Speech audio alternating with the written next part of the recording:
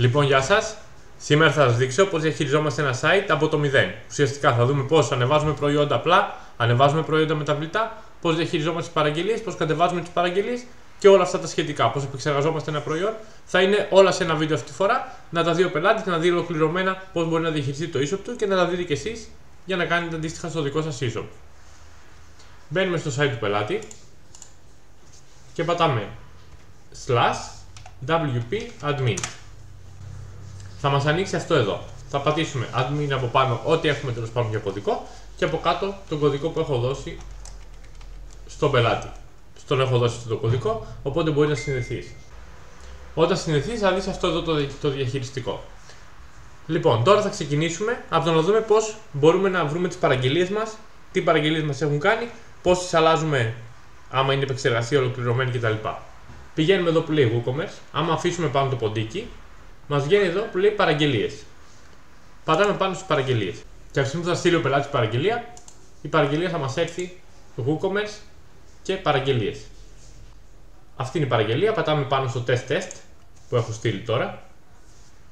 Και αυτή τη στιγμή με το που έρθει η παραγγελία είναι σε επεξεργασία. Αν είναι πληρωμή με κάρτα ή με τραπεζική μεταφορά δηλαδή, είναι σε αναμονή. Που σημαίνει ότι περιμένουμε να μας μπουν τα χρήματα πρώτα και έπειτα τώρα είναι αντικαταβολή. Οπότε στην τραπεζική μεταφορά περιμένουμε να μας μπουν τα χρήματα και μετά την πάμε εμείς σε επεξεργασία. Αυτή τη στιγμή βλέπουμε εδώ τα στοιχεία του πελάτη, βλέπουμε τι παρήγγειλε, την ποσότητα και όλα τα σχετικά.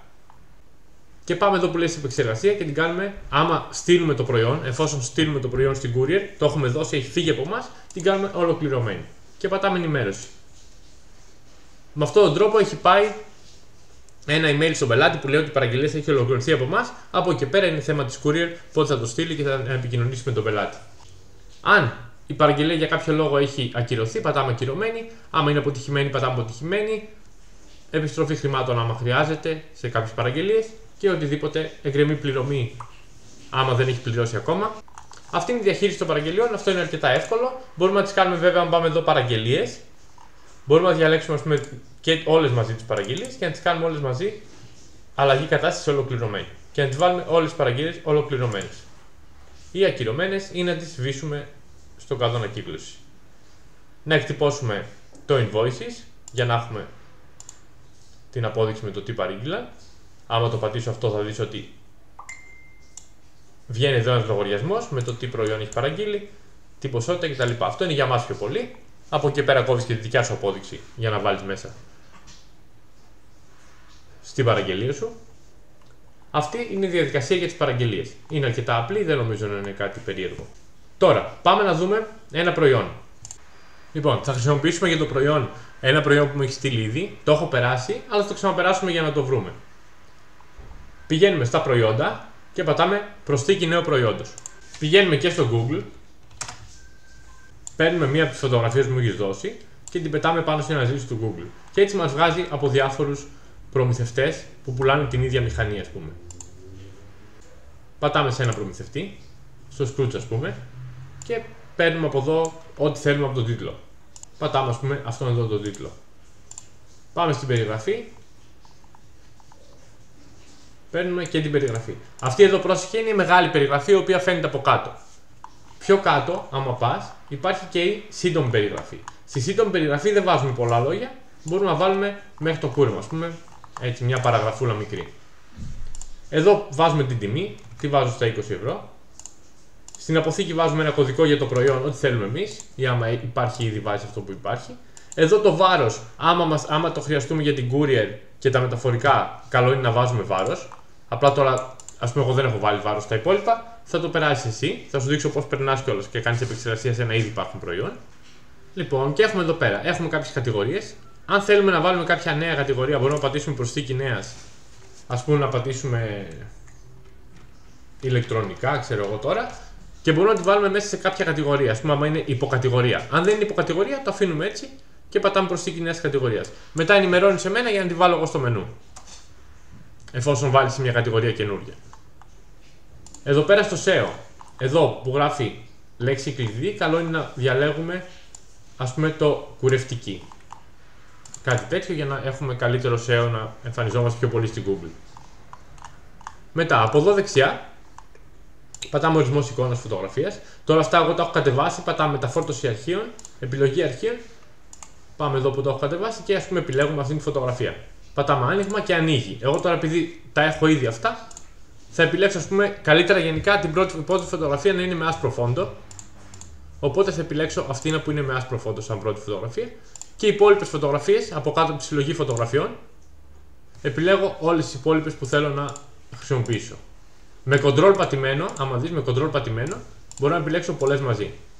Πατάω control και τικάρω και οι τρεις. Και πατάω προσθήκη στη συλλογή εικόνων. Οπότε έχουμε τις τρεις φωτογραφίες και την πρώτη, την αρχική. Έχω διαλέξει εδώ πέρα, ας πούμε, αυτό τώρα θα μπει. Εγώ το βάζω αυτά στην περιποίηση και υγεία. Άμα θες κάνεις καινούργια κατηγορία, αυτό είναι δικό σου θέμα, ό,τι θες κάνεις. Και αυτό είναι ένα απλό προϊόν που περάσαμε. Δεν χρειαζόμαστε κάτι άλλο.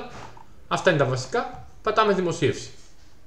Εγώ τώρα δεν το πατάω γιατί το έχω περάσει ήδη. Δεν χρειάζεται να το περάσω. Και αν πατήσεις εδώ, ας πούμε, προβολή προϊόντος, εδώ βλέπεις όλα τα προϊόντα. Μπορείς να δεις όλα τα προϊόντα που έχεις μέσα στο site. Βλέπουμε εδώ πέρα ότι εδώ υπάρχει η σύντομη περιγραφή, οι φωτογραφίες οι υπόλοιπες που έχουμε βάλει. Τώρα αυτές είναι λίγο διαφορετικά η ανάλυση. Γενικά, όσο πιο πολύ μπορείς, βρίσκουμε ίδιες διαστάσεις φωτογραφίες. Και όσο πιο τετράγωνες γίνεται. Και εδώ κάτω είναι η μεγάλη περιγραφή. Εδώ είναι η σύντομη και εδώ είναι η μεγάλη. Οπότε έχει μπει το προϊόν μας. Ένα ακόμα πράγμα που δεν σε έδειξα εδώ πέρα είναι ότι άμα θέλουμε να βάλουμε απόθεμα, αν έχουμε απόθεμα σε κάποιο προϊόν, δεν ξέρω αν παίζει με απόθεμα, εδώ αρχικά μπορείς στην αποθήκη, άμα πας να το βάλεις ή εξαντλημένο ή σε προαπαραγγελία. Ας πούμε ότι πρέπει να το κατόπιν παραγγελία ουσιαστικά. Και εδώ, άμα πατήσεις παρακολούθηση ποσότητας, μπορείς να βάλεις, έχω 15 κομμάτια ακόμα.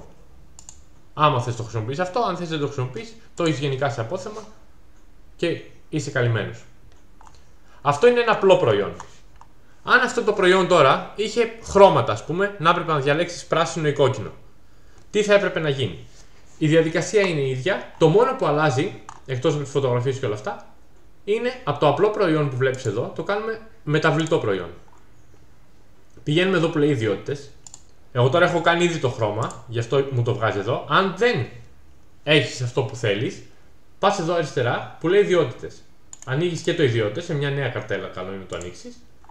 Και φτιάχνεις εδώ, ας πούμε, μια ιδιότητα μέγεθος. Δεν ξέρω αν το χρειάζεσαι. Εγώ το φτιάξω τώρα.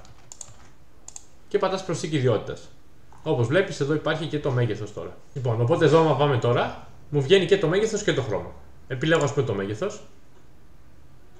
Και εδώ λέει να επιλέξω κάποιες τιμές. Δεν έχω βάλει από εδώ τιμές. Εγώ στο χρώμα, ας πούμε, έχω βάλει κόκκινο, μπλε, μοβ, πράσινο. Εδώ δεν έχω βάλει κάποιες τιμές. Οπότε, για να βάλω τιμές, μπορώ και από εδώ απευθείας να πατήσω δημιουργία τιμής.